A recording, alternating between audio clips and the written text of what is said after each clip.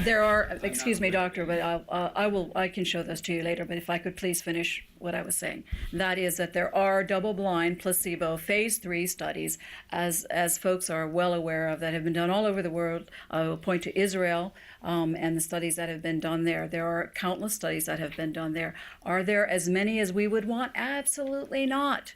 Why? Because of the issue that has been addressed earlier. It's a Schedule 1. You can't do phase 3 studies on Schedule 1, which is over 1,000 patients. So yes, we do need those. We would love to have those.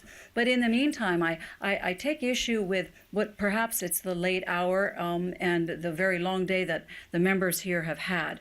But I take issue with minimizing the validity of anecdotal, of minimizing the validity of case studies, of surveys, of something that is not a double-blind placebo, of which there are, especially in relation to pain and nausea and a number of illnesses of which you will see if you had read the bill or had access to it. You would see that it is in there, a list of conditions.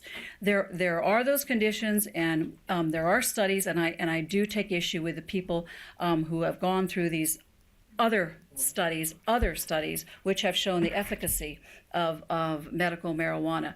The entire plant, the THC with the entire plant, is much more valuable than just than either one or the other. You need the whole plant, and that's why this is. Now, do we know what the 100 components are of it? No, we do not. Do we need to study those? Absolutely we do. Should we put 60,000 people who've got excruciating pain every day of their lives, whose moms are on their deathbeds 2 or 3 days away and cannot recognize their child because they're on such heavy opioids that they're on morphine, they're on fentanyl, whatever they may be on, that they cannot recognize? They have no quality of life in those last days.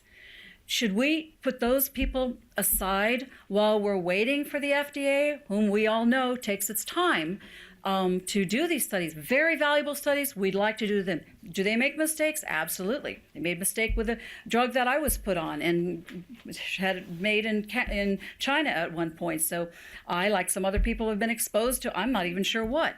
But there are mistakes that are made with the FDA. They are not God. They are not foolproof. They are important. We want them to study. But in the meantime, these anecdotal cases, these case studies, these people who are using these and have garnered some measure of their life back, some amount of relief, these people need to be listened to also. And that's what Representative Nemes and that's why we have this bill. There is so much more we could tell you about this bill, but I feel that the questions have been geared more towards some other issues that are important to understand as well, that we have not been able to touch upon these things. So if you have any questions, other questions along those lines, please ask them.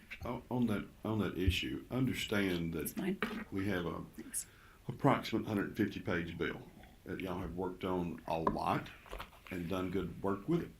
Okay, it's a complex issue. There are going to be questions. We are late at night, and as I stated earlier, the impact on an individual, valuable, and I don't want to take away from that, but we have to try to consider all different facets of this. Absolutely. If someone is presenting and hasn't read the bill, it's a little difficult to, for them to be able to address all the issues when asked questions from the members. So I would suggest to members to ask questions of the representatives, because we're more familiar with the bills, and then the doctors both can chime in when it's relevant to their knowledge.